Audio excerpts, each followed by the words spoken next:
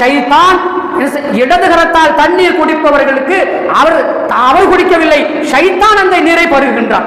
சைத்தான் அந்த நீரை பருகின்றான். இவர் தாகத்துக்கு தண்ணி குடிச்சாலும் இடது கையில நின்றுட்டு அப்படி குடிச்சா என்னன்னு சொன்னா இவர் வலது கையை பயன்படுத்தாதனால ஷைத்தான் அந்த உணவை அவன் சாப்பிடுகிறான், அந்த தண்ணீரை பருகிறான் என்று சொல்லி முஸ்லிமுடைய கிரந்தத்தில் பதிவு செய்யப்பட்டிருக்கிற செய்தியா பார்க்கிறோம். இன்னைக்கு விஞ்ஞானம் சொல்லுது இயற்கையாக மனிதனுடைய கைகளிலே நம்ம மேல சொன்ன மாதிரி இன்விசிபிள் ரைஸ் சொல்லப்படக்கூடிய அந்த நுண் கிருமிகள், அது மட்டும் இல்லாம கையிலேயே சில சுரப்பிகள்லாம் சுரக்கும்.